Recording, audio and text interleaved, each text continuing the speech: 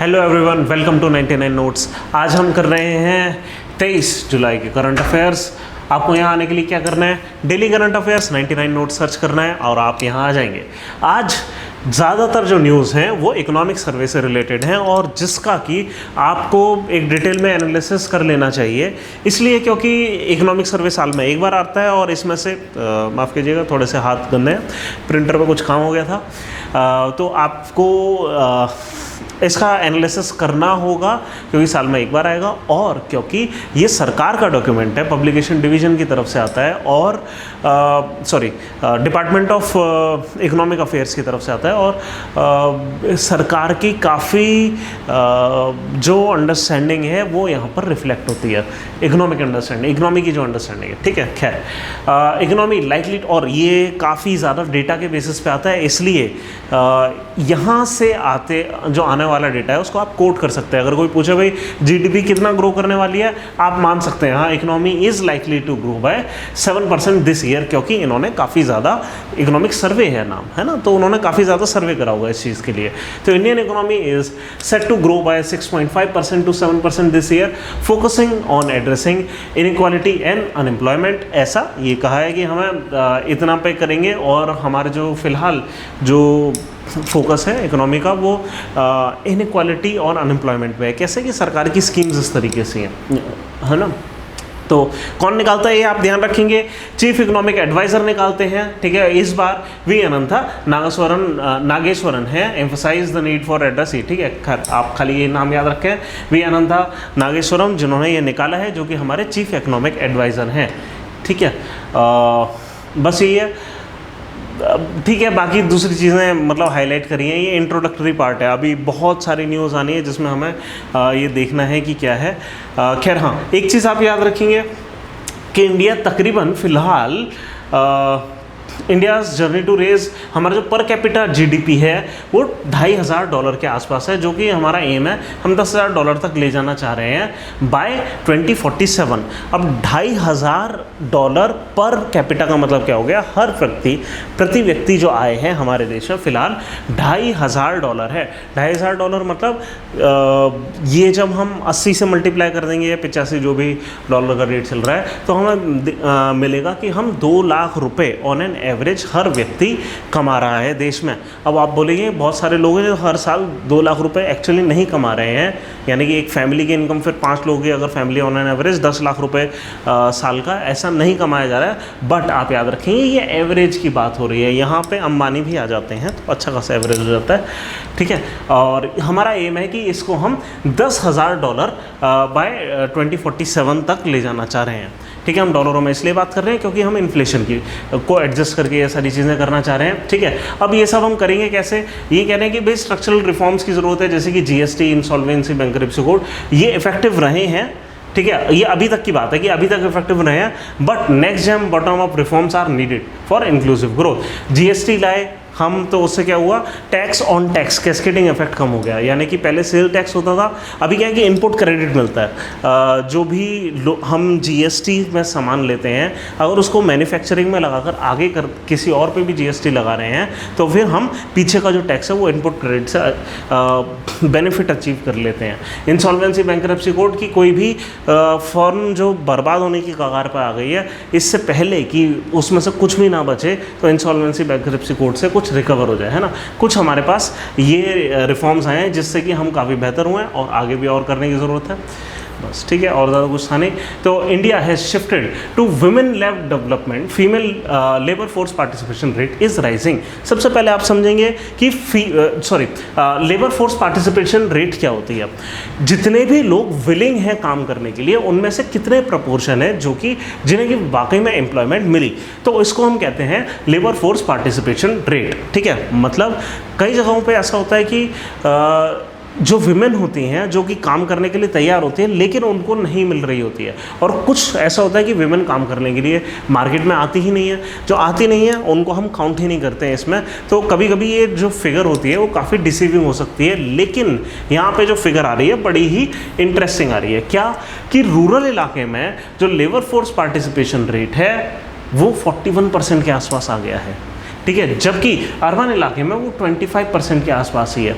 ये 2-3 चीज़ें बताती है ये जो चार्ट है ना, हमें 2-3 चीज़ें बताता है क्या, कि हो सकता है कि रूरल इलाके में जो विमेन है वो पार्टिसिपेट करने को ही तैयार ना हो, और जो कि विलिंगली सीख ही नहीं कर रही हैं वर्क, तो कि जो जितनी विलिंगली सीख कर रही है उनका जो प्रोपोर्शन है उसका 40% को काम मिल जा रहा है, तो इस वजह से हो सकता है कि ऐसा हो रहा हो। और दूसरा बात ये है, हो सकता है कि रूरल इलाकों में, और जो कि हमने देखा है कि पिछले कई सारे इकोनॉमिक सर्वेज में ये आया है कि हमने फार्म मैकेनाइजेशन देखा है और फेमिनाइजेशन देखा है हमारे एग्रीकल्चर का। फेमिनाइजेशन मतलब जो आदमी लोग हैं वो तो शहर आ जाते हैं काम करने के लिए, और पीछे जो खेत छूट जाता है वो औरतों के हाथों में छूट जाता है, और इसलिए होता क्या है कि एक्चुअली फीमेल हैं, फीमेल मेंबर्स होती हैं सोसाइटी की जो एक्चुअली खेतों में काम कर रहे होते हैं, और इसलिए होता क्या है कि रूरल इलाकों में हमारे पास ज़्यादा पार्टिसिपेशन रेट होता है फीमेल का। तो ये कुछ फैक्टर्स हैं जो कि हो सकते हैं। एनीवे इन्होंने ये बताया है, लेकिन ये लोग क्या बता रहे हैं, मतलब इकोनॉमिक सर्वे क्या बता रहा है कि इसमें किस चीज़ का हाथ हो सकता है। वो कह रहे हैं कि budgetary allocation for women welfare, इसका हाथ हो सकता है। कैसे हाथ हो सकता है, वो कह रहे हैं कि वुमेन मतलब ये जो बजटरी एलोकेशन है for women welfare and empowerment increase by 218% with share of gender budgeting to 6.5%। मतलब कब से ये कंपेयर कर रहे हैं, सिंस द इंट्रोडक्शन ऑफ ये जेंडर बजटिंग स्कीम इन 2006 में क्या हुआ था कि विमेन से रिलेटेड जितने भी स्कीम्स हैं उनको एक साथ क्लब करके ये दिखाना शुरू कर दिया गया था कि हम कितना % बजट विमेन को अलॉट कर रहे हैं, और इस बार हमने 6.5% जेंडर बजटिंग करी है। जेंडर बजटिंग हुई है मतलब विमेन को इतना अलॉट हुआ है, और ये कह रहे हैं कि 2006 के कंपैरिजन में हमारा जो एलोकेशन है वो इतना इम्प्रूव हो गया है 218%। ठीक है, तो ये कह रहे हैं कि ये जो पार्टिसिपेशन रेट में इंक्रीज़ है वो इस वजह से है, इसकी देन है। ठीक है, इसके अलावा वो कह रहे हैं कि कुछ स्किलिंग स्कीम्स हैं जो कि प्रायोरिटाइज करती हैं विमेन को। ऐसी कई सारी स्कीम आपको भी याद होनी चाहिए कि जैसे सुकन्या समृद्धि वगैरह और ये सब। ठीक है, आगे चलते हैं। अच्छा, जन शिक्षण संस्थान, अच्छा, women make up about 82% of beneficiaries under Jan Shikshan Sansthan scheme, and participation in ITIs and national skill training institute increase from 9.8% to 13.3%। कि ITIs वगैरह क्या होती है, जहाँ पे टेक्निकल ट्रेनिंग दी जाती है, वहाँ पे हमने 9.8% से 13.3% इंक्रीज़ कर दिया है उनका शेयर। ये नंबर्स इतने ज़्यादा भी इंपॉर्टेंट नहीं है याद करने के लिए, अगर बहुत ज़्यादा सिग्निफिकेंट चेंज आता तो हम याद करते। ठीक है, ठीक है। बाकी female labour force participation rate जो हमने ऊपर ग्राफ पे देखा वो 37% के आसपास आ गया है रूरल इलाके में। ठीक है, बस यही है और ज़्यादा कुछ है नहीं। आगे चलते हैं। Slow progress on railway safety economic survey. Economic survey हमें ये कह रहा है कि हमने रेलवे सेफ्टी के लिए जो सिस्टम्स बनाए हैं उसमें प्रोग्रेस अभी थोड़ी सी स्लो है। यहाँ पे एक चीज़ है जो देखने की है, यहाँ पे कवच सिस्टम के बारे में बताया है।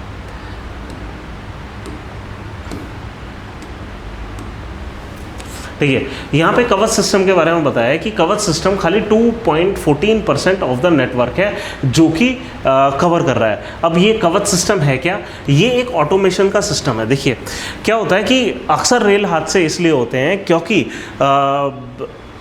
जो स्पीड है वो सही मेंटेन नहीं हो पाती है। मान लीजिए आगे कोई ब्लॉकेज है ट्रैक पे, ये मान लीजिए एक ट्रैक है लंबा सा, ठीक है, और आगे यहाँ पे एक लंबी सी ट्रेन खड़ी हुई है और यहाँ से पीछे से एक और ट्रेन आ रही है आगे की तरफ।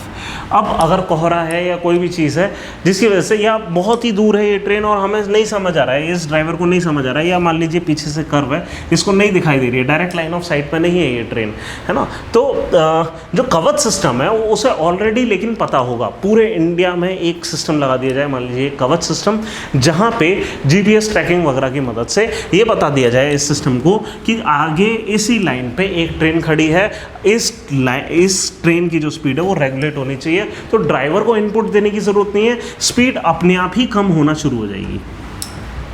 ठीक है, तो ये होता है कवच सिस्टम। अगर ये सिस्टम लगा हुआ है तो धुंध हो, कोहरा हो, कुछ भी हो, ये जो स्पीड है ये मेंटेन हो जाएगी। ये खाली ट्रैक पे ब्लॉकेज है खाली तब नहीं होगा, तब भी होगा मान लीजिए कि आगे आकर एक कर्व आने वाला है ना, ऐसे कुछ कर्व आने वाला है ट्रैक पे, तो और कर्व की जो लिमिट है कि यहाँ पे ट्रेन कभी भी 80 km/h से नहीं चलनी चाहिए, इससे ज़्यादा से नहीं चलनी चाहिए, और अभी ऑलरेडी स्पीड 130 पर है। तो ऑटोमेटिकली इस कर्व में एंटर करने से पहले ट्रेन की स्पीड जो है वो मेंटेन होना शुरू हो जाएगी। कवच सिस्टम ये काम करता है, क्या काम करता है? स्पीड को रेगुलेट करने का काम करता है। अगर कोई ब्लॉकेज है या कर्व है या कोई भी और किसी किस्म की समस्या है, अगर सिस्टम को लग रहा है कि यहाँ पे स्पीड रेगुलेट होनी चाहिए, तो ट्रेन की ऑटोमेटिकली स्पीड स्लो डाउन हो जाएगी। ये इंडिया में अब लग रहा है, पूरी दुनिया में ये सिस्टम 30-40 साल पहले ही आना शुरू हो गया था। जापान में सबसे पहले इस टाइप के सिस्टम आने शुरू हुए थे। तो हमारा फिलहाल का जो कवरेज है खाली 2.14% है of the network, and electronic interlocking has been implemented at 46% of station. ये कवच सिस्टम इतना कम क्यों हमारा गया है? क्योंकि देखिए, इस चीज़ के लिए याद रखिए, इसके लिए सिग्नलिंग सिस्टम को अपडेट होना पड़ता है, जीपीएस सैटेलाइट की मदद की ली जाती है, और जो लोकोमोटिव्स हैं, हमारी ट्रेन्स हैं, उनके इंजन हैं, उन तक को हमें अपडेट करना पड़ता है उन सारी मतलब सॉफ्टवेयर्स के साथ और सिस्टम्स के साथ, ताकि जो रेगुलेशन है स्पीड का ऑटोमेटेड हो पाए। ठीक है, तो ये काम करना आसान नहीं है, पूरे नेटवर्क को एक साथ पूरे नेटवर्क पे एक साथ कवच को इम्प्लीमेंट करना, इसलिए हर जगह इम्प्लीमेंटेड नहीं है। इलेक्ट्रॉनिक इंटरलॉकिंग इम्प्लीमेंट कर दी गई है 46% स्टेशन पर। इलेक्ट्रॉनिक इंटरलॉकिंग क्या है ये भी आप समझ लीजिए कि देखिए क्या होता है कि मान लीजिए ये एक लाइन है और ये एक अप लाइन है, एक डाउन लाइन है, ऐसा कुछ मान लीजिए, और यहाँ से जो ट्रैक चेंज करने का कोई सिस्टम है। अब क्या है कि आपने देखा होगा कि ट्रैक को चेंज करने के लिए एक लीवर जैसा सिस्टम होता है जिसको हम घुमाते हैं और ट्रैक चेंज हो जाता है। ट्रेन या तो वहाँ जाएगी या यहाँ जाएगी। एक मैकेनिकल इंटरलॉकिंग होता है कि किस जगह पे हम इंटरलॉक कर रहे हैं ट्रैक को, और एक होता है इलेक्ट्रॉनिक इंटरलॉकिंग की सिग्नलिंग स्टेशन से वो सिग्नलिंग कर दी गई है और वहाँ से ऑटोमेटिकली इंटरलॉकिंग हो रही है। ठीक है, तो जो मैकेनिकल इंटरलॉकिंग है वो ऑब्वियसली लोग उसमें होते हैं तो ह्यूमन एरर की गुंजाइश होती है। इलेक्ट्रॉनिक इंटरलॉकिंग में ऐसा नहीं होता है। तो हम क्या चाह रहे हैं? हम ये कह रहे हैं कि अभी तक जो हमारे कहाँ 46% ऑफ स्टेशन पे ये इंटरलॉकिंग हो चुकी है। ऑब्वियस सी बात है, ये दोनों ही नंबर कोई बहुत अच्छे नहीं है, और automatic block signalling has increase ये 6.47%। ये जो नंबर्स हैं अच्छे नहीं है ना। इकोनॉमिक सर्वे यही कह रहा है क्या कि स्लो प्रोग्रेस है रेल सेफ्टी के ऊपर। ठीक है, कवच सिस्टम क्या है? ऑटोमेटिक ट्रेन प्रोटेक्शन सिस्टम है, developed by Indian railway. It uses on board and track side equipment to prevent collision and automatically controlling train speed and braking in emergencies. कुल मिलाकर बात ये है। ठीक है, बस यही है। उसी से रिलेटेड कुछ नंबर्स हैं। एक चीज़ आप ध्यान रखिए, कैपिटल इंफ्रास्ट्रक्चर मतलब कैपिटल एक्सपेंडिचर मतलब जो कि इंफ्रास्ट्रक्चर के ऊपर एक्सपेंडिचर हुआ है, तो increase by 77% over 5 years, 2.62 lakh crore इतना तक पहुंच गया है। ठीक है, बस यही है, और ज़्यादा कुछ है नहीं। और बहुत ज़्यादा नंबर आपको याद रखने की ज़रूरत नहीं। कैपिटल एक्सपेंडिचर बड़ी चीज़ होती है, ये आप नंबर याद रख सकते हैं, बाकी छोड़ते हैं। A case for regulating gig west work, ये इकलौती न्यूज़ है इस श्रृंखला में जो कि इकोनॉमिक सर्वे से डायरेक्टली रिलेटेड नहीं है। क्या है कि कर्नाटक गवर्नमेंट ने कोई लेजिस्लेशन लेकर आए हैं गिग वर्कर्स वेलफेयर के लिए। अब गिग वर्कर्स होते कौन हैं? ये होते हैं contractual based employment worker. Contractual based employment worker मतलब ये परमानेंट एम्प्लॉयज़ नहीं होते किसी कंपनी के, लेकिन कॉन्ट्रैक्ट पर आते हैं। मान लीजिए मैं एक कोडर हूं और एक किसी कंपनी के लिए कोड लिख रहा हूं, मान लीजिए उनकी वेबसाइट बना रहा हूं, तो हो सकता है मैं फिक्स टाइम के लिए एम्प्लॉयमेंट में आऊं, ना कि परमानेंटली एम्प्लॉयड रहूं। क्यों? मैंने एक बार वेबसाइट बना दी, उनके लिए सब कुछ डिज़ाइन कर दिया, उसके बाद मेरा क्या काम? ना मेरे एम्प्लॉयर को इतना काम मेरे से, ना मेरे को उनका इतना काम उनसे। मैं भी पड़ा वहाँ पे और अपनी स्किल शार्पन नहीं कर पाऊंगा। तो होता क्या है, दोनों के लिए बेनिफिशियल होता है। कुछ टाइम के लिए आए, हाई पेमेंट के लिए आए, लेकिन कुछ टाइम के लिए आए, कॉन्ट्रैक्ट के बेसिस पे आए, काम पूरा करा और आप अपने घर निकल जाएं। ठीक है, एम्प्लॉयर्स और एम्प्लॉयज़ दोनों ही आज की इकोनॉमी में कॉन्ट्रैक्ट बेस्ड एम्प्लॉयमेंट चाहते हैं। ठीक है, और अच्छी चीज़ नहीं होती है कॉन्ट्रैक्ट बेस्ड एम्प्लॉयमेंट अगर हम ट्रेडिशनल पॉइंट ऑफ व्यू से देखें कि भाई हमेशा आपके पास जॉब नहीं रहेगी। लेकिन आज की इकोनॉमी की डिमांड ये है कि कॉन्ट्रैक्ट बेस्ड एम्प्लॉयमेंट की डिमांड काफ़ी है। लेकिन प्रॉब्लम क्या होती है कॉन्ट्रैक्ट बेस्ड एम्प्लॉयमेंट में कि जैसे जनरली क्या होता है कि जो जनरल एम्प्लॉयमेंट होती है वहाँ पे काफ़ी ज़्यादा राइट्स होते हैं एम्प्लॉयज़ के पास। लेकिन कॉन्ट्रैक्ट बेस्ड एम्प्लॉयमेंट में वो सब नहीं होता। क्यों? क्या चीज़ नहीं होती? जैसे कि मान लीजिए पेंशन से रिलेटेड कोई सुविधा नहीं होती है ना, इंश्योरेंस से रिलेटेड, हेल्थ इंश्योरेंस वगैरह से रिलेटेड कोई सुविधा नहीं होती। तो वो सारी चीज़ें हैं जो प्रॉब्लम है। तो कर्नाटक गवर्नमेंट ने बस बहुत ज़्यादा एडवांटेज है कॉन्ट्रैक्चुअल एम्प्लॉयमेंट में, क्योंकि यहाँ पे फ्लेक्सिबिलिटी, इंडिपेंडेंस वगैरह होता है। बस हमें करना क्या है कि इनके लिए वेलफेयर की भी चीज़ें ले आनी है, यानी कि इंश्योरेंस प्रोडक्ट्स वगैरह, इंश्योरेंस एंड पेंशन प्रोडक्ट्स वगैरह। उसके लिए अब ये क्या कर रहे हैं, एक algorithmic work control and social security, इस टाइप का कुछ ही लेकर आ रहे हैं। कर क्या रहे हैं, देखिए ये ना एक प्लेटफॉर्म बना रहे हैं जहाँ पे कि गिग वर्कर्स एंड उनके क्लाइंट्स साथ में कनेक्ट कर पाएँ एक प्लेटफॉर्म के ऊपर। मतलब कि मान लीजिए मैं एक कोडर हूँ और मैं एक गिग वर्कर हूँ, इस प्लेटफॉर्म पे आऊँगा और क्लाइंट्स जो भी वेबसाइट बनाना चाह रहे हैं अपनी, वो लोग आएंगे इस प्लेटफॉर्म पे। हम अपना कोड डालेंगे कि आपका जो भी काम है इतने में हो जाएगा, ऐसे कई सारे लोग कोड डालेंगे और प्लेटफॉर्म पे वो जो काम है अलॉट हो जाएगा। अब बात यह है कि टर्म्स ऑफ कॉन्ट्रैक्ट जो हैं वो इम्प्लीमेंट ठीक से हो रही हैं कि नहीं, ये सारी चीज़ें मान रहे हैं कि नहीं, ये सारी चीज़ें मान रहे हैं कि नहीं, ये कौन देखेगा, ये देखेगा ऑपरेटर। और ये ऑपरेटर का काम होगा इस प्लेटफॉर्म को मेंटेन करना, और ऑपरेटर जो है वो डायरेक्टली कंप्लाई करेगा गवर्नमेंट को। गवर्नमेंट बोलेगी भाई तो कॉन्ट्रैक्टर इस तरीके से चलाओ इसको, और गवर्नमेंट बोलेगी वेंडर को कि तुम अपना प्लेटफॉर्म जो है इस तरीके से बनाओ, है ना। जो वेंडर है वो ऑपरेटर को भी चलाएगा, प्लेटफॉर्म को भी चलाएगा, गवर्नमेंट डायरेक्शन देगी उसके बेसिस पे। ये जो प्लेटफॉर्म है ये गिग वर्कर्स और क्लाइंट्स को बीच में लाएगा, उनके बीच में फेयर कॉन्ट्रैक्ट्स हों ये इंश्योर करेगा। ठीक है, तो ये है हमारा गिग वर्कर से रिलेटेड।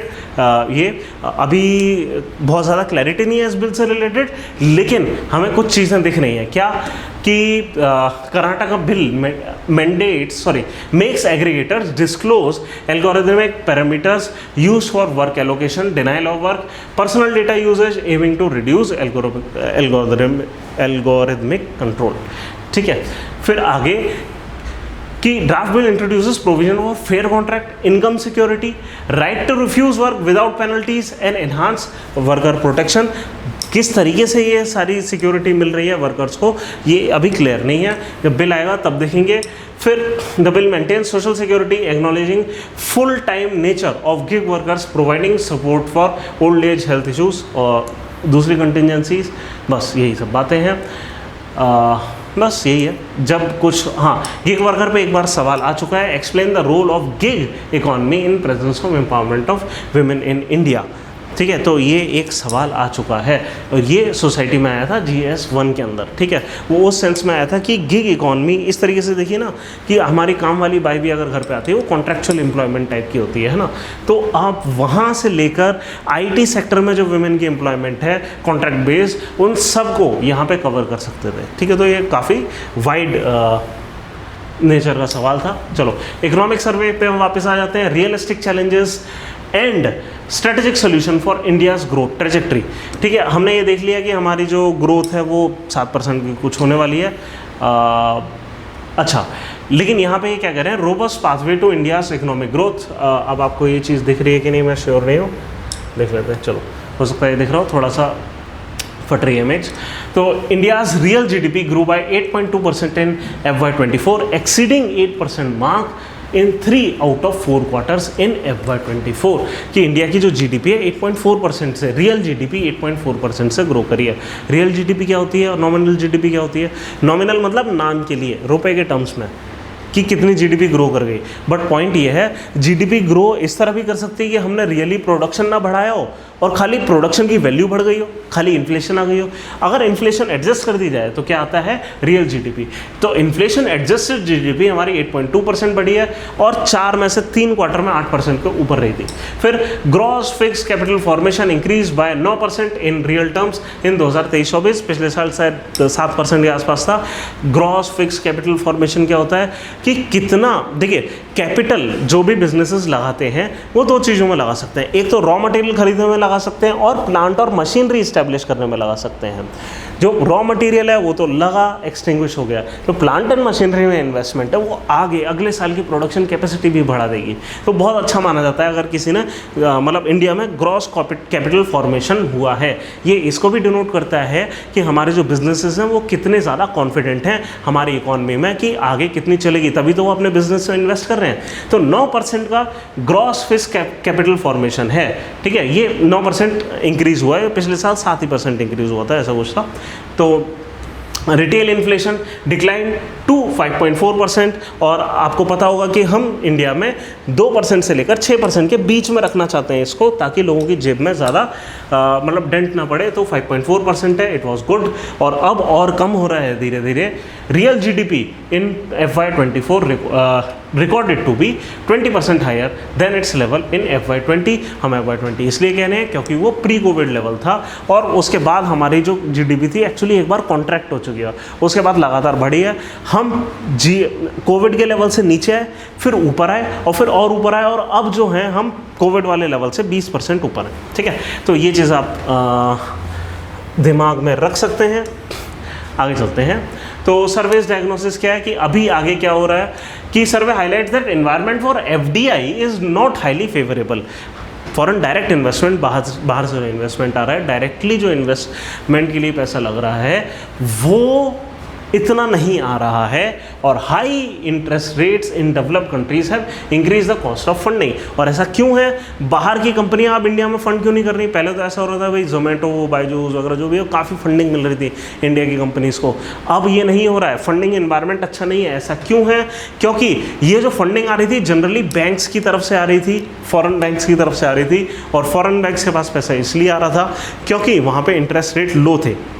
इंटरेस्ट रेट लो मतलब जो सेंट्रल बैंक है वहाँ के, जैसे इंडिया का RBI होता है, ऐसे US में फेडरल बैंक होता है। वो जो फेडरल बैंक है सस्ते में पैसा बांट रहा था बैंक्स को। तो ये बैंक क्या कर रहे थे, अब इनके पास इन पैसे को कहीं तो लगाना था, तो इंडिया जैसी इकॉनमीज़ में आके इंडिया में इन्वेस्ट कर रहे थे ये पैसा। अब वो पैसा, फ्री का पैसा चला गया।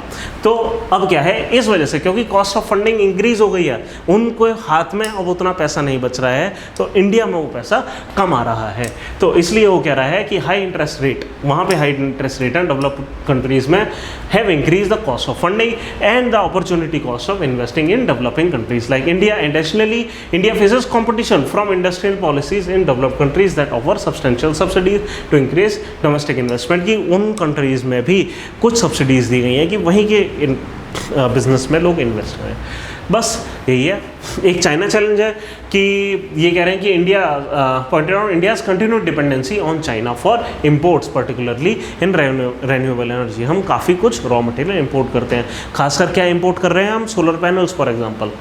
फिर China has retain dominance in low skill manufacturing, a sector that India had aim to occupy. जैसे कि हम कल ही देख रहे थे कि हम लेदर इंडस्ट्री, अपैरल सेक्टर्स में, क्लॉथ मेकिंग वगैरह में जो हमारी पॉलिसीज़ हैं उसकी वजह से इतना बेहतर एम्प्लॉयमेंट अपॉर्चुनिटीज़ जनरेट नहीं हुए हैं। हमारी टेक्सटाइल इंडस्ट्री एक्चुअली स्टैग्नेट कर गई है बुरी तरीके से, जो कि लो स्किल मैन्युफैक्चरिंग वाली इंडस्ट्री है। क्या AI का थ्रेट है फिलहाल कि survey notes that while telecommunication and internet based businesses process outsourcing have boomed, the next wave of technological evolution might render these sector obsoletes. कैसे? बिजनेस प्रोसेस आउटसोर्सिंग क्या है, इंक्लूडिंग कॉल सेंटर्स वगैरह, ये सारी चीज़ें, वो काम जो कि लेबर से रिलेटेड काम है, जो कि लो स्किल वेजेस पे, लो वेजेस पे लो स्किल्ड एम्प्लॉयज़ करते थे रिपीटेटिव टास्क, वो हो सकता है रिप्लेस हो जाए। कैसे? चैट बॉक्स की मदद से। हो सकता है कि किसी को कॉल पे बात ना करनी पड़े, किसी की प्रॉब्लम सुलझाने के लिए ज़्यादातर चैट बॉक्स पे हो जाए, और ह्यूमन इंटरवेंशन बहुत रेयरली ज़रूरत पड़े ह्यूमन इंटरवेंशन की। तो BPO जैसी इंडस्ट्रीज़ जो हैं वो हो सकता है आगे डिक्लाइन की तरफ चली जाएँ, ठीक है। फिर टेपिड प्राइवेट इन्वेस्टमेंट, टेपिड मतलब अच्छी नहीं है। फिर despite significant corporate tax cut in September 2019 aimed at facilitating capital formation, private investment has not responded robustly. कि इस बार प्राइवेट इन्वेस्टमेंट हमारे पास इतनी नहीं आई है, डिस्पाइट हमने कॉर्पोरेट टैक्स कट करे हैं। कितना टैक्स कट करा है? 30% हमारे पास कभी कॉर्पोरेट टैक्स हुआ करता था, अभी 22% के आसपास है, ठीक है। तो काफ़ी ज़्यादा टैक्स कट कर दिया, उसके बाद भी इतना नहीं आया। तो survey emphasises that corporate profits have surge but this has not translated into proportional increases in hiring and compensation. तो कंपनी ने क्या करा है, टैक्स बचाया है, अपनी जेबें भरी हैं, लोगों को नौकरियां नहीं दी हैं। ठीक है, तो ये कह रहे हैं कि भाई टैक्स का कोई फ़ायदा नहीं हुआ, टैक्स कट का। तो employment imperative, Indian economy needs to generate 7.85 million jobs annually in the non-farm sector until 2030 to accommodate rising workforce। ठीक है, तो काफ़ी ज़्यादा जॉब्स की बात हो रही है। 78.5 लाख जॉब हर साल हमें नॉन फार्म सेक्टर में करना पड़ेगा, क्योंकि इतने सारे लोग हैं जो फार्म सेक्टर से हैं, वो आ रहे होंगे जॉब सीख करने के लिए। तो ये बहुत बड़ा नंबर है कि हमारे पास 78 लाख 80 लाख लोग हर साल अब जॉब मांगने आने वाले हैं। कब तक? हर साल 2030 तक। ठीक है, तो बहुत बड़ी लेबर फोर्स है जो कि मार्केट में एंटर कर रही है और इनको जॉब की ज़रूरत है। फिर डेटा डेफिशिएंसी, ये रिकरेंट क्रिटिसिज्म है अगेंस्ट द गवर्नमेंट की high quality timely data specially regarding employment नहीं होता है। हमें एम्प्लॉयमेंट कितने लोगों के पास है, नहीं है, इसकी खबर ही नहीं होती है ठीक से। फिर the survey acknowledges this gap stating that lack of timely data and on job creation across various sector hampers objective analysis. ठीक है, कुछ लाइफस्टाइल डिसएडवांटेज हैं कि एक्सेसिव स्क्रीन टाइम, कि लोग जो हैं काफ़ी ज़्यादा मोबाइल में व्यस्त हैं, excessive screen time. Sedentary habits हैं, सेडेंट्री मतलब कंजम्पशन से रिलेटेड हैबिट्स ज़्यादा हैं। अनहेल्दी डाइट्स हैं, ये डेट्रीमेंटल टू पब्लिक हेल्थ है। ठीक है, कुछ रिकमेंडेशंस हैं job creation in private sector, वो हर बार ही रहती है कि प्राइवेट सरकार बहुत ज़्यादा जॉब नहीं दे सकती, सरकारी जॉब के पीछे ना पड़े रहें, तो प्राइवेट जॉब सेक्टर में मतलब प्राइवेट सेक्टर में जॉब का अनाउंसमेंट हो। लाइफस्टाइल चेंजेस हो प्राइवेट सेक्टर में, कि ये कह रहे हैं कि embracing India's traditional lifestyle, food और रेसिपी, सेडेंटरी लाइफस्टाइल ना हो मोबाइल वाला। ठीक है, फिर farm sector as a saviour, ये contrary to conventional economic theories that suggest a transition from agriculture to manufacturing and services, survey proposes and renewed focus on agriculture. वो ये कह रहे हैं कि एग्रीकल्चर से जो लोग निकल कर आ रहे हैं उनको मैन्युफैक्चरिंग और सर्विसेज में ऑक्यूपाई करने की जगह बेहतर तरीका क्या होगा कि हम एग्रीकल्चर में ही जॉब लाएं। कैसे करेंगे? It argues that trade protectionism, resource hoarding, excess capacity and advancement in AI are limiting growth opportunities in manufacturing and services। कि ये कई सारी चीज़ें हैं कि मैन्युफैक्चरिंग और सर्विस में हम बहुत ज़्यादा ग्रोथ नहीं कर सकते। जैसे डेवलप कंट्रीज़ में मैन्युफैक्चरिंग जो सर्विसेज हैं उसमें काफ़ी ज़्यादा प्रोटेक्शनिज्म है उन कंट्रीज़ में, हम कितना ही जॉब क्रिएट कर लेंगे। तो बेहतर क्या है? Enhancing value addition in agriculture can boost farmers income, create opportunities in food processing and export and make agriculture attractive to urban youth, कि हम इंडिया में ही फूड प्रोसेसिंग वगैरह करें, इसका एक्सपोर्ट करें, हो सकता है यहाँ से नौकरियाँ मिल जाएँ। फिर रिमूविंग रेगुलेटरी बॉटलनेक्स, सर्वे कह रहे हैं कि लाइसेंसिंग, इंस्पेक्शन, कंप्लायंस बर्डन को कम करो, जैसे कि हमने कल टेक्सटाइल में देखा था। और फिर MSME sector as particularly needing relief from regulatory burden, कि एमएसएमई सेक्टर को ये ना मिले, और टेक्सटाइल इनफैक्ट ज़्यादातर एमएसएमई में आता है। तो यही सब चीज़ें हैं, आगे चलते हैं। Centre lifts 6 decade old ban, कौन सा? Government employees can now participate in RSS activities. तो क्या है कि देखो, गवर्नमेंट कोई भी एम्प्लॉय पॉलिटिकल पार्टीज़ की या पॉलिटिकल एक्टिविटीज़ में पार्टिसिपेट नहीं कर सकता, और ये बैन 1970s में लगा था। कब लगा था? कि रूल 5 है सेंट्रल सर्विसेज कंडक्ट रूल 1964 का, जो ये कहता है कि कोई भी एम्प्लॉय पॉलिटिकल एक्टिविटी में पार्टिसिपेट नहीं कर सकता।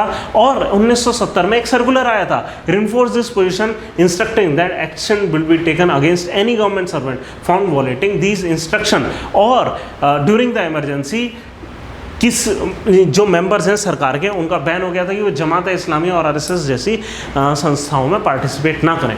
अब इनमें से आरएसएस को इस लिस्ट से निकाल दिया गया है। क्यों निकाल दिया गया है? क्योंकि आरएसएस का ये क्लेम है, change in RSS status fundamentally changes, तो जुलाई 9 अभी जो सर्कुलर आया है, changes status of RSS effectively declaring it a non political organisation. Political organisation में तो पार्टिसिपेट नहीं कर सकते, नॉन पॉलिटिकल में तो कर सकते हैं, तो आरएसएस को यहाँ से निकाल दिया गया है। ठीक है, बस यही बात है कुल मिलाकर। कि पॉलिटिकल पार्टीज मतलब पॉलिटिकल ऑर्गेनाइजेशन में पार्टिसिपेट नहीं कर सकते, और अब आरएसएस को कह दिया कि ये पॉलिटिकल ऑर्गेनाइजेशन है ही नहीं, सोशो कल्चरल टाइप के ऑर्गेनाइजेशन है, इसमें पार्टिसिपेट कर सकते हैं, ऐसा सरकार का कहना है। ऑब्वियसली कुछ पॉलिटिकल लिंकेजेस हैं आरएसएस के, है ना, और इसलिए इस पर क्वेश्चन उठेंगे आने वाले समय में। चलिए आगे चलते हैं। Economic survey highlights rising burden of non-communicable diseases and mental health issues in India। तो लेटेस्ट इकोनॉमिक सर्वे क्या कह रहा है कि economic burden non communicable diseases का और मेंटल हेल्थ इश्यूज का ये ग्रो कर रहा है।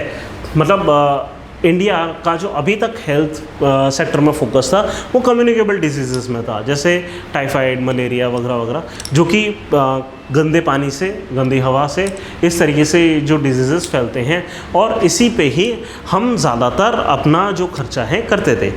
रिसेंट कुछ टाइम्स में ये देखा गया है कि डायबिटीज़, हार्ट डिजीज़ेस और अस्थमा जैसे मतलब ब्रीदिंग डिजीज़ेस, ये कुछ चीज़ें हैं जो कि आने वाले टाइम में बहुत बड़ी हो जाएंगी। क्यों? एक तो हमारा एनवायरनमेंट चेंज हो रहा है, दूसरा हम ज़्यादा लंबे समय तक जी रहे हैं, और कम्युनिकेबल डिजीज़ेस नहीं है जो हमें एक्चुअली अब मार रहे हैं, हम इस समय ज़्यादा डेथ हो रही है नॉन कम्युनिकेबल डिजीज़ की वजह से, ठीक है। और मेंटल हेल्थ इश्यूज़ काफ़ी तेज़ी से ग्रो कर रहा है, और इसी चीज़ को इकोनॉमिक सर्वे ने उठा लिया है। क्या कह रहे हैं कि report emphasises that for the working age population to remain productively employed they require both skills and good health. हम ज़्यादा कब प्रोड्यूस कर सकते हैं, जीडीपी कब बढ़ा सकते हैं, ग्रॉस डोमेस्टिक प्रोडक्ट, हम कब तक ये प्रोडक्ट बना सकते हैं? जब हमारे पास स्किल्स होंगी, अच्छे प्रोडक्ट बनाएंगे, और अच्छी हेल्थ होगी, ज़्यादा लंबे समय तक बनाएंगे, तो उसके लिए हमें गुड हेल्थ चाहिए। It points to a concerning combination of social media use, excessive screen time, sedentary lifestyle, ये सब हम ऊपर देख चुके हैं कि वो कह रहे हैं कि सोशल मीडिया यूज़ वगैरह की वजह से ये चीज़ें और ज़्यादा एक्सेसरेट हो रही हैं। तो इसमें प्राइवेट सेक्टर का रोल है। तो survey critically examines private sector's contribution to rise of unhealthy habit, कि भाई प्राइवेट सेक्टर जो जॉब्स हैं वो इस तरीके से डिज़ाइन है कि अनहेल्दी लाइफस्टाइल्स जो हैं अडॉप्ट कर रहे हैं लोग। It notes that emerging food consumption pattern among Indians are not only detrimental to health but also environmentally unsustainable, कि हम जिस टाइप की हैबिट्स डाल रहे हैं फूड खाने की वो एनवायरमेंटली भी सस्टेनेबल नहीं है। सर्वे अंडरस्कोर्स ट्रबलिंग ट्रेंड्स, ओबेसिटी और डायबिटीज़ राइज में है, और डेटा उन्होंने लिया है national family health survey NFHS 5 का, conducted in 2019 से 22, reveals that obesity rates have increased by 4 percentage point from 3.4% and 4% in men and 3.4% in women, ठीक है, compared to previous round, ठीक है। बस यही सारी चीज़ें हैं और ज़्यादा कुछ इतना है नहीं। आगे चलते हैं, ठीक है। Domestic patent application surpass foreign filings for the first time in FY24। ये बहुत इंपॉर्टेंट न्यूज़ है। क्यों इंपॉर्टेंट न्यूज़ है? यहाँ पे एक डेटा देखते हैं हम, ठीक है, इससे आपको थोड़ा सा समझ आएगा।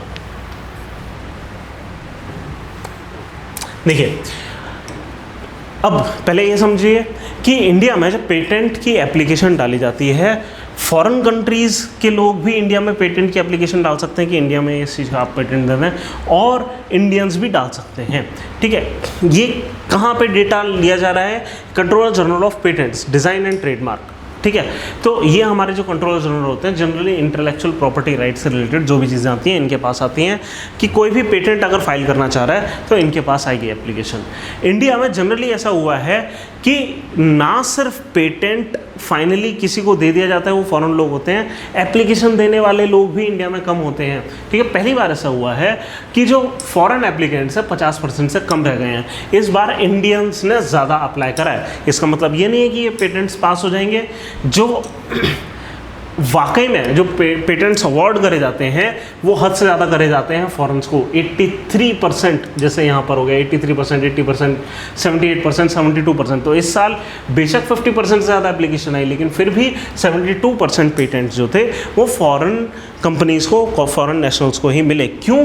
क्योंकि इंडियन पेटेंट्स की फाइलिंग में प्रॉब्लम क्या आती है कि क्वालिटी उतनी अच्छी होती नहीं है, और इसलिए पेटेंट का अवार्ड मिल नहीं पाता है। तो इसके लिए हम कर क्या सकते हैं? 2-3 चीज़ें कर सकते हैं। एक तो यही कि हम और ज़्यादा प्रमोट करें हमारे लोगों को, और ज़्यादा पेटेंट फाइल करें, और दूसरा हम अवेयरनेस क्रिएट करें कि किस तरीके की चीज़ों पे पेटेंट ज़्यादा आसानी से मिल जाता है, और फाइलिंग प्रोसेस में क्या क्या, अपने ही लोगों को हम ट्रेन करेंगे फाइलिंग प्रोसेस में क्या क्या करा जाए कि हमारी जो प्रोबेबिलिटी है पेटेंट मिलने की वो बढ़ जाए। ठीक है, तो डोमिनेंस है इसमें। तो global IT major such as Qualcomm, Samsung Electronics, Huawei Technologies वगैरह वगैरह, ये आउटपेस करती हैं इंडियन कंपनीज को। Although the gap in the final patent granted has narrowed, और फॉरेन एंटिटीज़ अभी भी 70% ऑफ फाइनल पेटेंट ले जाती हैं इंडिया के अंदर। ठीक है, दुनिया में तो पूछो ही मत। तो फिर यही कुछ चैलेंजेस हैं हमारे। तो trade policy expert argue that wide gap between domestic and foreign patent holder highlights in efficiencies in India's R&D capability, की इंडिया के खुद के जो लैब्स हैं इतनी इक्विप नहीं है R&D के लिए। These inefficiencies are often exploited by foreign companies preempting potential domestic competition in fast growing Indian consumer market. वो उनको पहले से पता होता है कि इंडिया की मार्केट में क्या आने वाला है, प्रीएम्प्ट करके वो पहले से पेटेंट लेकर रख लेते हैं। और economics attributes lower R&D activity to weak private investment and stagnant government spending. सरकार ने स्पेंडिंग को इंक्रीज करना बंद कर दिया है और प्राइवेट सेक्टर कभी कर ही नहीं रहा था, तो इंडिया में R&D इतना है नहीं और इसलिए पेटेंट इतनी मिल नहीं रहे हैं। तो leading to dependency on imported machinery, parts and foreign expertise. होता क्या है कि हम R&D में या तो खर्च कर लें, इंडिया में चीज़ें बन जाएँ, नहीं तो यही चीज़ बाहर से इम्पोर्ट करनी पड़ेगी, तो हम क्या कर रहे हैं, बाहर से इम्पोर्ट कर रहे हैं। तो बस यही है। Global comparison and foreign patent approval क्या है कि इंडिया का एक्चुअली हाईएस्ट है, किसी भी देश में ऐसा नहीं होता कि फॉरेन लोगों को इतना हाई प्रपोर्शन ऑफ पेटेंट्स मिले। ये शार्पली कॉन्ट्रास्ट कर रहा है जहां चाइना की फिगर में, जहां पे खाली 12.87% है जो कि फॉरेन कंट्रीज़ के लोग ले पाते हैं वहाँ पे पेटेंट। तो countries with high R&D spending such as Japan, South Korea show lower shares of foreign patent approvals, indicating stronger domestic innovation capabilities। ठीक है, तो ये बात है और ज़्यादा कुछ है नहीं। तो करना क्या है हमें, ऑब्वियसली R&D में इन्वेस्ट करना है, ज़्यादा लोगों को अवेयर करना है पेटेंट से रिलेटेड, और ज़्यादा से ज़्यादा लोगों को प्रमोट करना है कि पेटेंट फाइल करें, और उससे हमारा सक्सेस रेशियो बढ़ सकता है पेटेंट मिलने का। स्टैग्नेशन, ये सारी चीज़ें हम देख चुके हैं। चलिए, India's real GDP projected to grow between 6.5 से लेकर 7% इन 2024-25। हमने देखा अभी 8.2% ग्रो करी, लेकिन अगले साल उतना नहीं ग्रो करेगी। हम ये देख रहे हैं जो ग्लोबल आउटपुट है वो थोड़ा सा वीक रहेगा। ठीक है, हमने अभी 8.2% पे ग्रो करा है, राइट। तो क्या है, कोविड के समय 5.8% पे हमने कॉन्ट्रैक्ट करा था पूरे साल में, फिर 9.7% बढ़े, 7%, 8.2% इंक्रीज होना शुरू हुआ। अब कह रहे हैं कि भाई वापस जो ग्लोबल है इकॉनमी वो डाउन टर्न की तरफ है, इंडिया की GDP उतनी नहीं बढ़ पाएगी। और कुछ और डेटा है, लेकिन अच्छी बात क्या है, कोविड के समय सरकार को बहुत ज़्यादा खर्च करना पड़ा था, 9.2%। अब ये जो खर्चा है धीरे धीरे हमने फिस्कल डेफिसिट कम कर दिया है। फिस्कल डेफिसिट मतलब कितनी आय है सरकार की, उसमें से कितना व्यय है। व्यय हमारा जो खर्चा है 9.2% ज़्यादा था, काफ़ी ज़्यादा था, और उससे वो हम धीरे धीरे खर्चा क्या है, जो डेफिसिट है, इसको कम करते जा रहे हैं। इससे लेकिन होता क्या है कि हमारा जो डेट है वो अभी भी बढ़ता जा रहा है। ठीक है, बस यही है। ये वाला चार्ट हम पहले ही देख चुके थे कहीं पे, आगे और ज़्यादा कुछ है नहीं। ग्रॉस के, अच्छा हाँ, ग्रॉस फिक्स कैपिटल फॉर्मेशन ने 19.8% कह रहे हैं कि इंक्रीज़ हुआ है। एक्चुअली हमारा ग्रॉस फिक्स कैपिटल फॉर्मेशन 9% के आसपास है। पिछली बार 7% कुछ था, तो 7% से 9% 19% की कुछ इंक्रीज़ है, इसलिए ये दिखा रहे हैं ये नंबर, और ज़्यादा कुछ है नहीं। चलिए, ये सब हम देख चुके हैं। कैपिटल एक्सपेंडिचर लगातार बढ़ रहा है हमारा as a percentage of GDP। ये चीज़ आप याद रखेंगे, हम 3.2% पे हैं कैपिटल एक्सपेंडिचर। तो कुछ नंबर से आप याद रखें, फिस्कल डेफिसिट 5.8%, 5.6% है, हमारा कैपिटल एक्सपेंडिचर 3.2% है। पिछले साल 8.2% से इकोनॉमी ग्रो हुई, इस साल 6.5 से 7% से ग्रो करने का अनुमान है। ग्रॉस फिक्स कैपिटल फॉर्मेशन 9% रहा है, ये है एक्चुअल्स। बस इतना ही है। फॉरेक्स रिजर्व हमारा 646 बिलियन डॉलर्स है, जो कि आज तक का हाईएस्ट रहा है। ठीक है, और ज़्यादा कुछ इसमें है नहीं। आगे चलते हैं। Indian economy needs to generate nearly 78.5 lakh jobs annually, ये हमने अभी देखा था क्या कि इतनी 78 लाख हमें जॉब्स हमें करनी होगी कि इतनी जो वर्कफोर्स में लोग आ रहे हैं, ज़्यादातर रूरल इलाके से जो लोग फ्री हो रहे हैं वो आ रहे हैं, उनको इतनी जॉब्स हमें देनी पड़ेगी हर साल। तो इकोनॉमिक सर्वे कह रहा है कि AI का इम्पैक्ट काफ़ी होगा। अभी जैसे हमने ऊपर देखा BPO इंडस्ट्री ख़त्म ही हो जाएगी अगर चैटबॉट्स आ गए, ठीक है। तो ये क्या कह रहे हैं कि ऐसा क्यों हो रहा है? देखो AI का रोल है कि BPO जैसे सेक्टर में हमारे जो लोग हैं, यंग पॉपुलेशन है, उनको जॉब मिलना बंद हो जाएगी। Job creation, India needs to create इतने जॉब्स, इतने non farm jobs annually till 2030, और इसमें स्कीम जैसे PLI, Mitra textile, Mudra schemes ये इंपॉर्टेंट होगी। मुद्रा लोन से रिलेटेड है, टेक्सटाइल्स में मित्रा है, और PLI production link incentive scheme है कि जो भी प्रोडक्शन करेगा, जितनी कैपेसिटी प्रोडक्शन की बढ़ा देगा उसको उतना इंसेंटिव मिलेगा। तो कॉर्पोरेट सेक्टर में प्रॉफिटेबिलिटी 15 ईयर के हाई पर है विद प्रॉफिट्स क्वाड्रुपलिंग बिटवीन ये से ये, ठीक है। एग्रो प्रोसेसिंग, केयर इकॉनमी, ये सब ठीक है। आगे कुछ है, अच्छा हाँ ठीक है, गिग इकॉनमी के लिए है कि भाई उनकी सबसे बड़ी प्रॉब्लम क्या है कॉन्ट्रैक्चुअल वर्कर्स की, कि उनको सोशल सिक्योरिटी नहीं मिलती। तो सोशल सिक्योरिटी का कोड आया है 2020 में, ये उनको मदद करेगा। और गिग इकॉनमी की ग्रोथ उन्होंने कहा है expected to grow to 2.35 crore लोग by 2029, forming 6% of non agricultural workforce, ठीक है। ओके, ये नंबर हम देख चुके हैं। इतनी GDP ग्रो हुई है 8.2%, और फिर आगे 6.5 से 7% ग्रो होगी।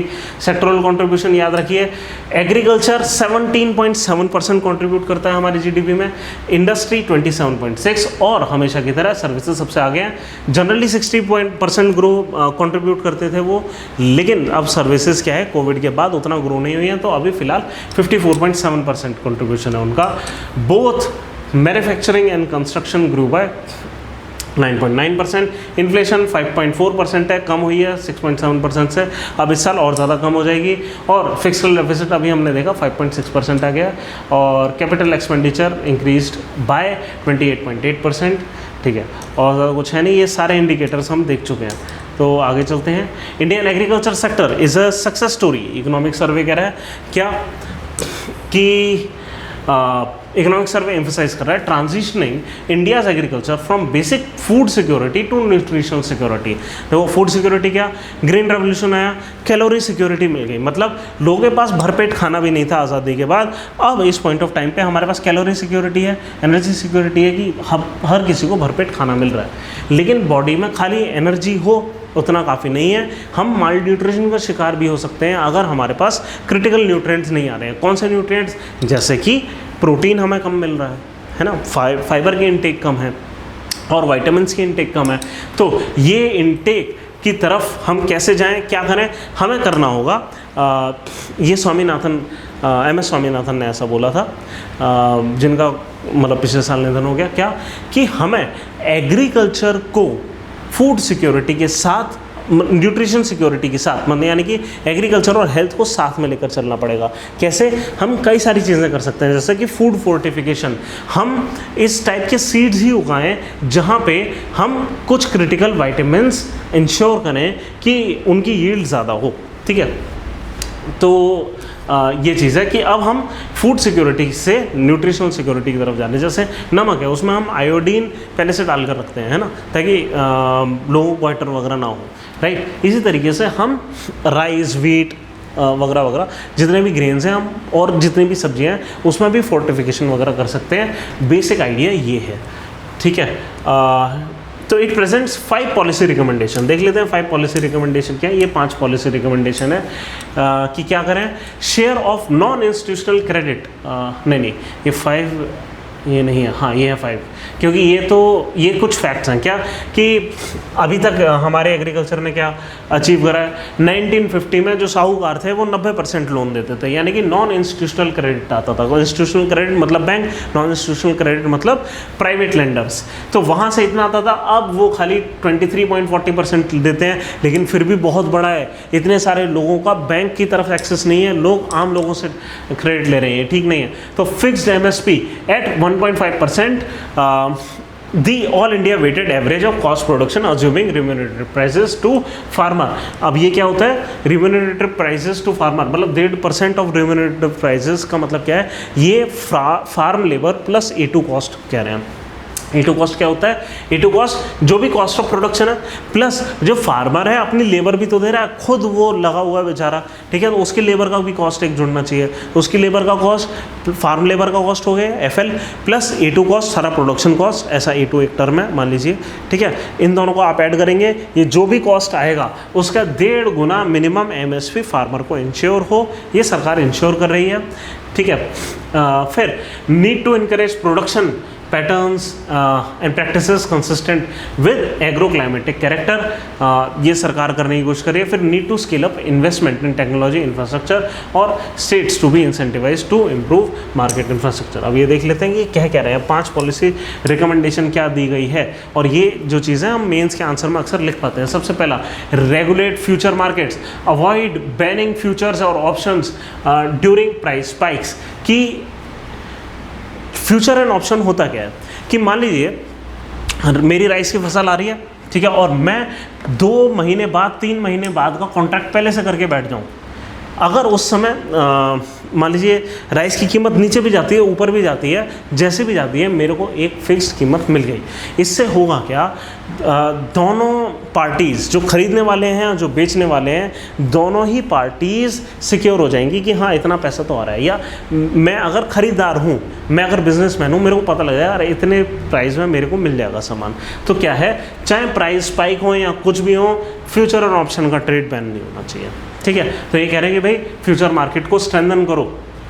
फिर export policies, invoke export bans only in exceptional circumstances. वरना क्या होता है, देखो किसान दोनों तरफ से मरता है। कैसे, अगर प्राइस बहुत नीचे चला गया तो सरकारें ये नहीं करती कि भाई जो इम्पोर्ट है उसको बैन कर दें। क्यों? क्योंकि जो शहर में रहने वाले लोग हैं उनको सस्ते में सामान मिल रहा है, जब सस्ते में सामान मिलता है सरकारें खुश होती हैं, इन्फ्लेशन कम होता है।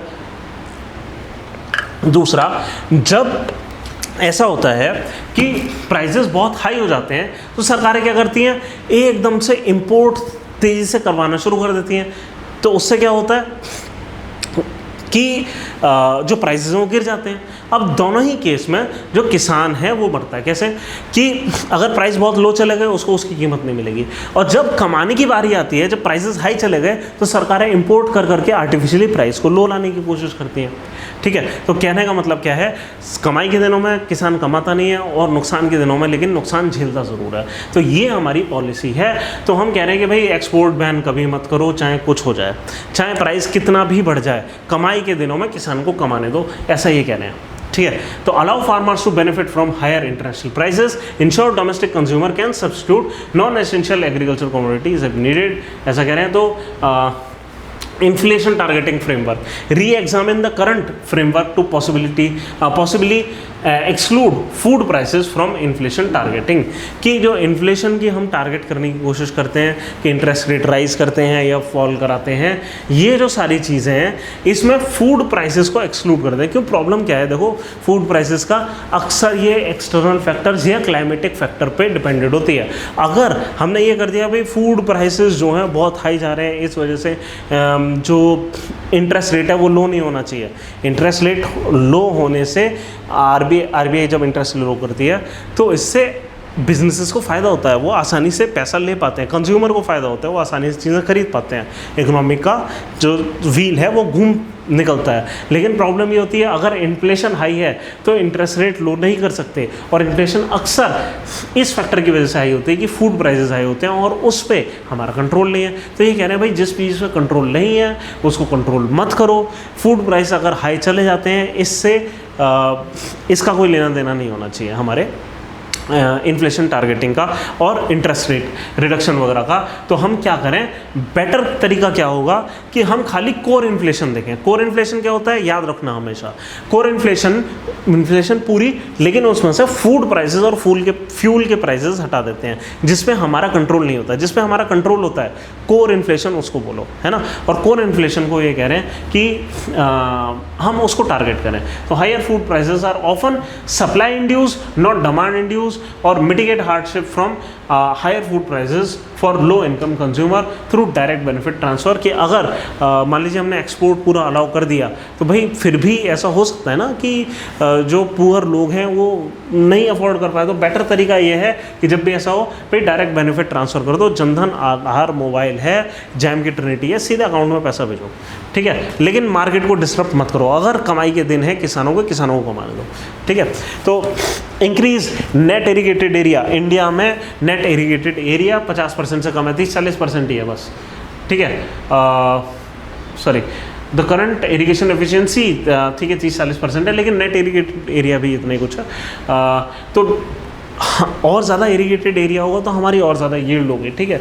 तो हम ये डिस्पैरिटी ख़त्म करें, कैसे करेंगे भाई? कैनाल सिस्टम हमें बनाना है, इरीगेशन का सिस्टम क्रिएट करना है, इंफ्रास्ट्रक्चर पे पैसा लगाना है, रूरल इंफ्रास्ट्रक्चर पे।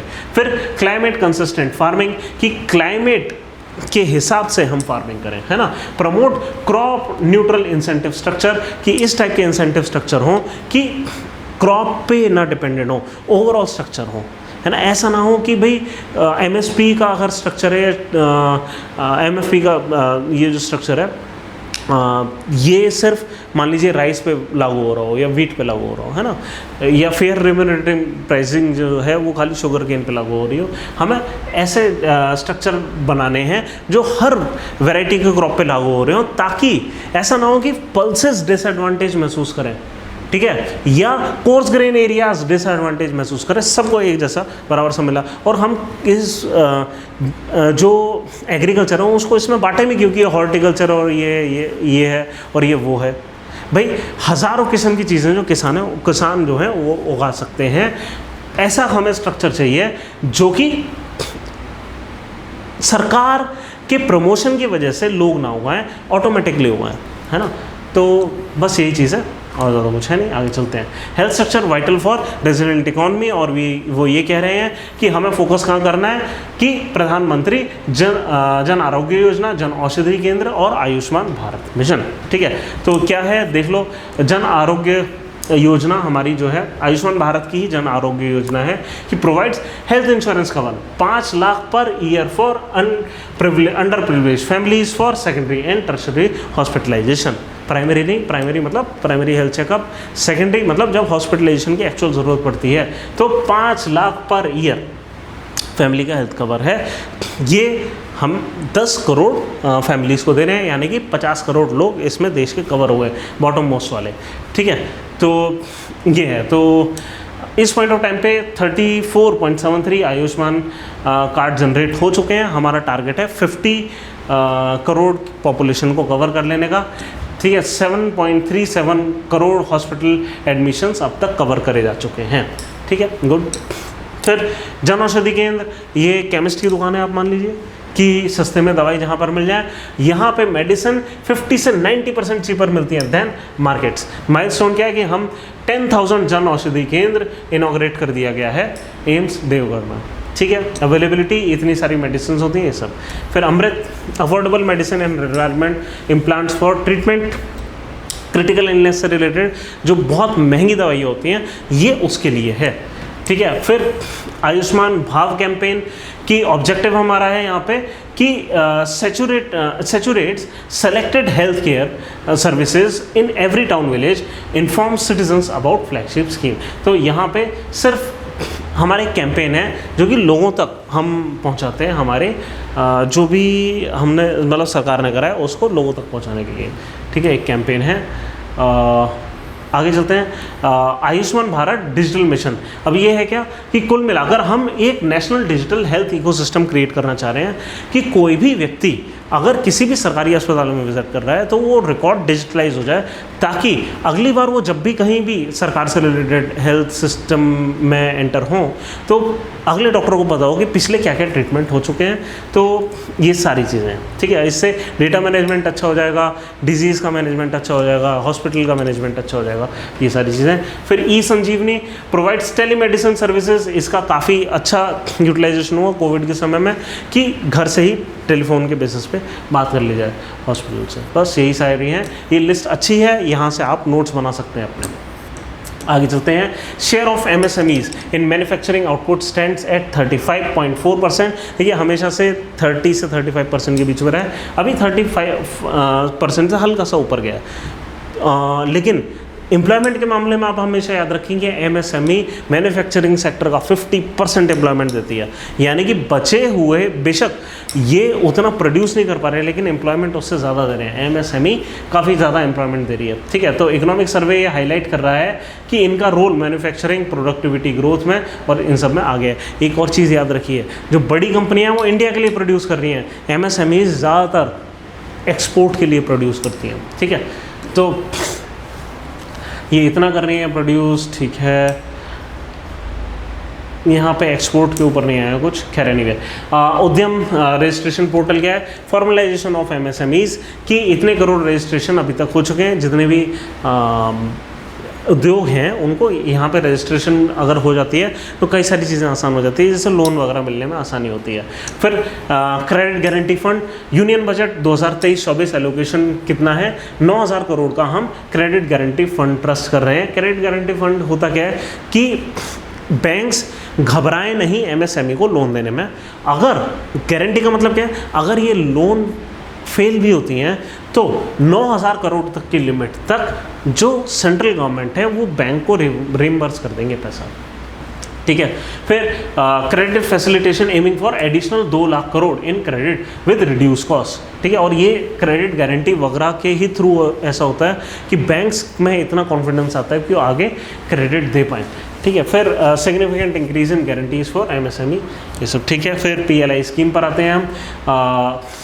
हमें पता ही है पीएलआई स्कीम क्या है, जितना भी इंक्रीमेंटल प्रोडक्शन है उसके ऊपर ये स्कीम लगती है कि मान लीजिए आज 2,000 मोबाइल फ़ोन बनाने की हमारी कंपनी की कैपेसिटी है, अगले साल हम 3,000 मोबाइल फ़ोन बनाते हैं तो 1,000 का इंक्रीज कैपेसिटी इन्हांसमेंट हो गया। तो इस एडिशनल 1,000 पे एक इंसेंटिव मिलेगा, इसको हम बोलते हैं प्रोडक्शन लिंक इंसेंटिव, ठीक है। टोटल आउटले 1.79 लाख करोड़ का है टोटल 14 की सेक्टर्स में। तो अच्छी खासी ये नंबर्स याद रखने की ज़रूरत नहीं है, नंबर अच्छे हैं, बस इतना ही याद रखिए, ठीक है। 1 डिस्ट्रिक्ट 1 प्रोडक्ट की हर डिस्ट्रिक्ट की अपनी एक पहचान हो, है ना, वो कुछ बना रहे हो जैसे अलीगढ़ के ताले, है ना, इस तरीके से। तो ठीक है, आगे चलते हैं। इसमें ऑब्वियसली आप कुछ पढ़ के अपने मतलब प्रीलिम्स वगैरह के लिए नोट्स बना सकते हैं कि यूनिटी मॉल कॉन्सेप्ट है कि जहाँ पे एक ही जगह पे जितने भी 1 डिस्ट्रिक्ट 1 प्रोडक्ट वाले जो सामान हैं वो सब बिक पाएँ। फिर पीएम एकता मॉल्स का कॉन्सेप्ट है कि लिंक करें हम आर्टिसंस एंड कंज्यूमर्स को, कि आर्टिसन इन मॉल्स में आकर अपना सामान बेचें, लोग आएँ यहाँ पे ख़रीदें।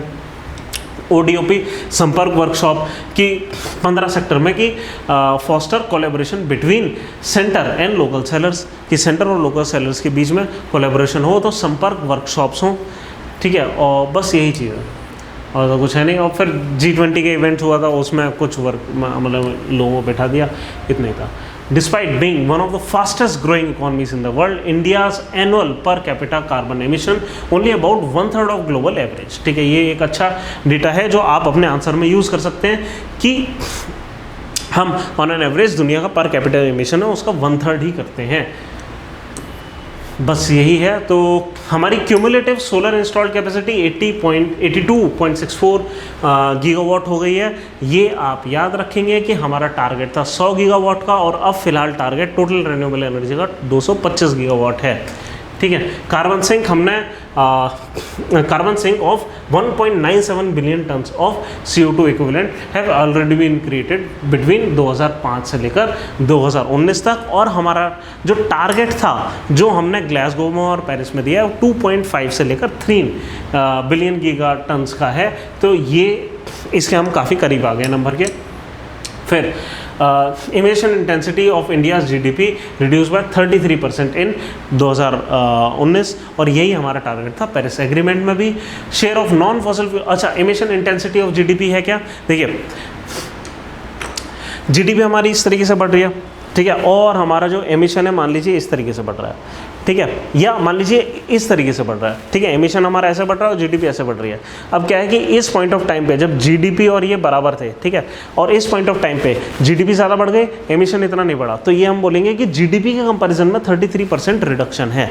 जीडीपी हमने ज़्यादा तेज़ बढ़ा दी, इतना हमने हमारा एमिशन नहीं बढ़ाया, तो इसको बोलते हैं हम रिडक्शन इन एमिशन इंटेंसिटी का रिडक्शन, ठीक है, वो हमने 33% घटा लिया। यही हमारा टारगेट भी था। The share of non fossil fuel fossil sources in installed electricity generation जो है वो है 45.4%। मतलब हम इंस्टॉल्ड कैपेसिटी की बात करें तो सोलर, विंड वगैरह वगैरह ये सब मिलाकर 45% है। इसमें हाइड्रो पावर प्लांट भी मिला लिए जाते हैं, ठीक है, तो ये सब है 45%। पर एक चीज़ याद रखें, क्योंकि सोलर 24 घंटे नहीं चल सकता, क्योंकि विंड 24 घंटे नहीं चल सकती, इसलिए एक्चुअल यूटिलाइजेशन के टर्म्स में अभी भी हम तकरीबन 75-80% कोयला यूज़ कर रहे हैं। तो ये सिर्फ इंस्टॉल्ड कैपेसिटी की बात है।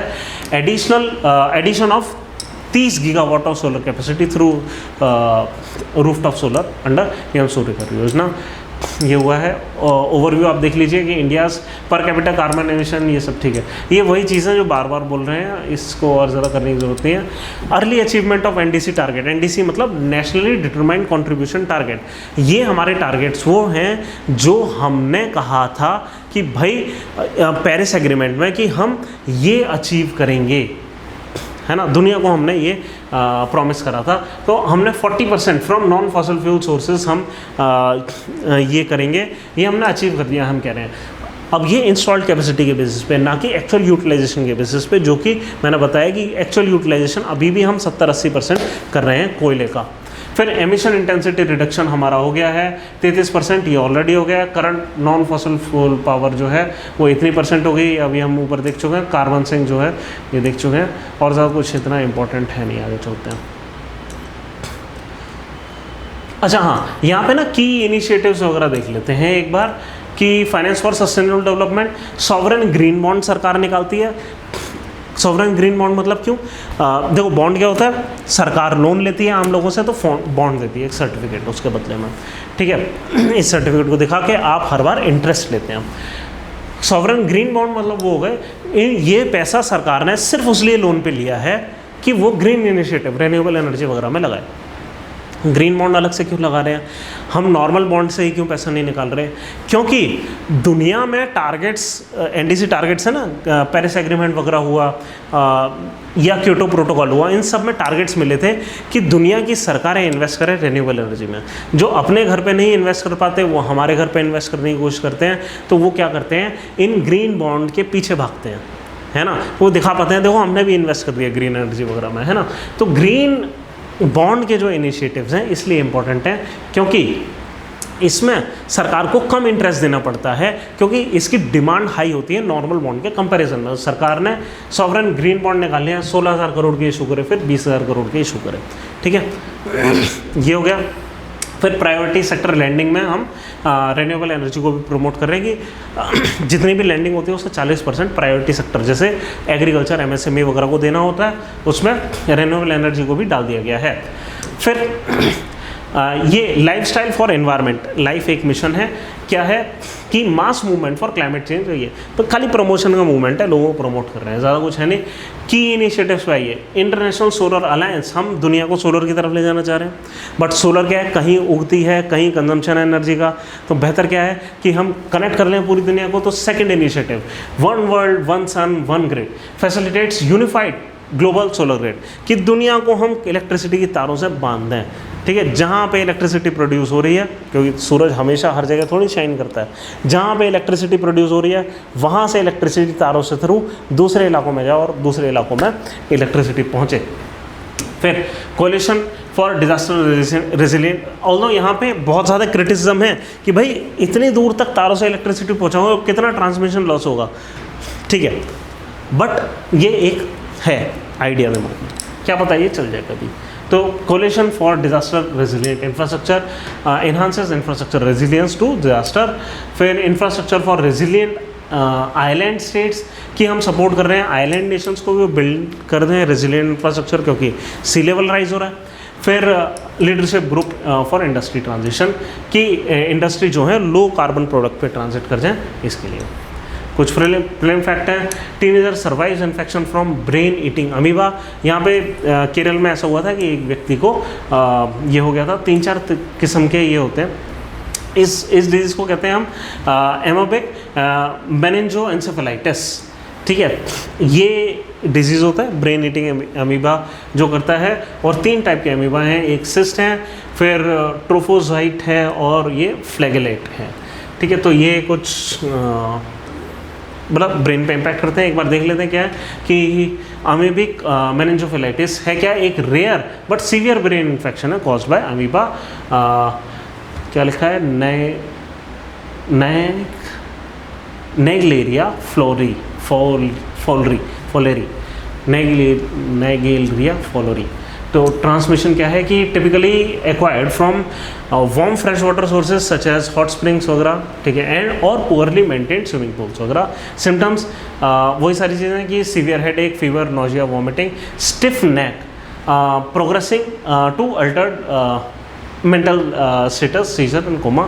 डायग्नोसिस क्या है, confirm through cerebrospinal fluid analysis की लंबर पंचर वगैरह स्पाइन में मान लीजिए करके पंचर करके फ्यूल निकाल दिया, उसको टेस्ट करके ये सब होगा। उसकी PCR टेस्टिंग हो सकती है और ब्रेन इमेजिंग। और ट्रीटमेंट क्या है कि एंटी फंगल ड्रग्स वगैरह दे दिए जाए, तो ये सब होगा, ठीक है। In painstaking steps scientist piece the neutrino universe together. तो क्या कि बहुत सारे किस्म के न्यूट्रिनोज हैं, सब एटॉमिक मॉडल्स हमें मिलते हैं। और क्या है कि एक NOVA एक्सपेरिमेंट हुआ था, and other global studies seek to determine the mass hierarchy and potential application for communication, की जो न्यूट्रिनोज हैं और वो अलग अलग उनको मास की हायरार्की के हिसाब से अरेंज कर लिया जाए, ठीक है। बहुत ज़्यादा कुछ है नहीं, क्योंकि इसकी डिटेल में बहुत ज़्यादा कुछ आया नहीं है अभी। How and when can a bill be defined as money bill, आप ये याद रखेंगे। मनी बिल डिफाइन कौन करता है, स्पीकर। कब करता है, अगर उसमें इन 6 से रिलेटेड कोई चीज़ आई है। क्या, कंसोलिडेटेड फंड ऑफ इंडिया में पैसा जाना, उसका मेंटेनेंस और उससे पैसा निकलना। जाएगा कैसे, टैक्स के थ्रू जाएगा। तो अगर इम्पोजिशन, एबोलिशन, रेमिशन, अल्टरेशन, रेगुलेशन है किसी टैक्स का, टैक्स से रिलेटेड कोई चीज़ है, तो फिर वो मनी बिल बताया जा सकता है। खाली यही चीज़ होनी चाहिए, अदरवाइज मनी बिल नहीं होगा। अगर कोई और मैटर आ गया तो फिर उसका financial bill of second class बोला जाएगा, अदरवाइज खाली मनी बिल, ठीक है। अगर खाली ये चीज़ है मनी बिल।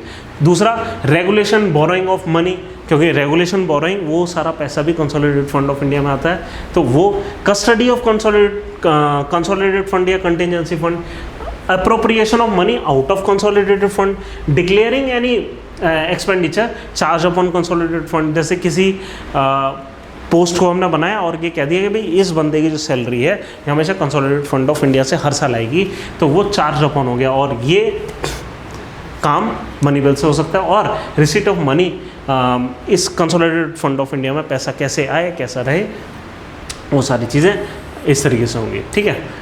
बस ये, और ये सारी चीज़ें कहाँ लिखी हुई हैं, 110 में, ठीक है। और इनकी मदद से कोई और चीज़ हो तो इन सबको मनी बिल कहा जा सकता है।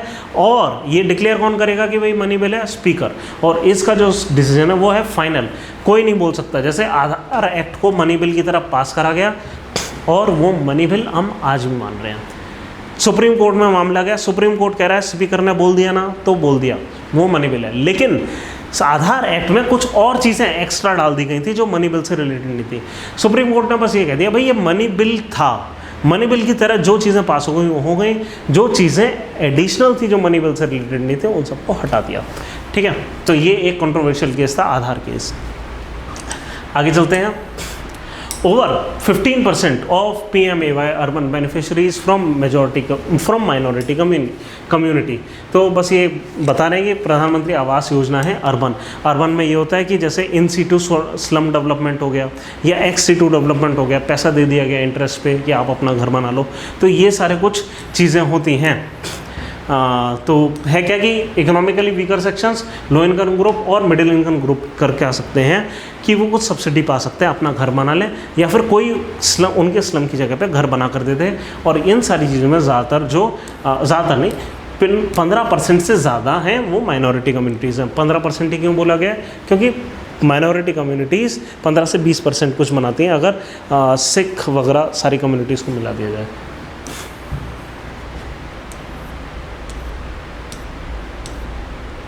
ठीक है, आगे चलते हैं। अच्छा, टोटल सैंक्शनड हाउसेज होते हैं, ठीक है, बहुत ज़्यादा डिटेल में हमें नहीं जानना उसके डेटा के। फिर AI breakthrough predicting rogue waves to enhance maritime safety. Rogue waves क्या होती है, जैसे ये इमेज है, ये एक शिप डेक की फ़ोटो है और ये एक रोग वेव है। क्या है कि मान लीजिए जनरली वेव की एक क्रेस्ट होती है, एक ट्रफ होती है, ठीक है, एक मिनिमम, एक जो मीन हाइट है उससे थोड़ा सा ऊपर जाएगी, उतना ही नीचे जाएगी। बट क्या होता है, रोग वेव्स क्या होती हैं, कभी कभी कई सारी वेव मिलके उनका सुपर इम्पोजिशन होता है और नॉर्मल वेव से ज़्यादा ऊंची वेव उठ जाती है, ठीक है, तो इनको कहते हैं रोग वेव्स। तो AI की मदद ले रहे हैं, हो सकता है रोग वेव हम बता दें, बस आपको इतना पता होना चाहिए रोग वेव होता क्या है, ज्योग्राफी का एक कॉन्सेप्ट है। AI की मदद से ये कर लेंगे वो ठीक है, अच्छी बात है, ज़्यादा आपको करना नहीं है इसमें डिटेल। बस यही था आज के करंट अफेयर, बहुत इंपॉर्टेंट थे। इसको पढ़िए, इसके नोट्स बनाइए, इस पेज पे ज़रूर आ जाइएगा। आप अपने नोट्स बना लिए इकोनॉमिक सर्वे का, 5-6 घंटे की बात है, अच्छे नोट्स बन जाएंगे, आपके पूरे साल की प्रिपरेशन में काम आएंगे। चलिए, thank you, all the best.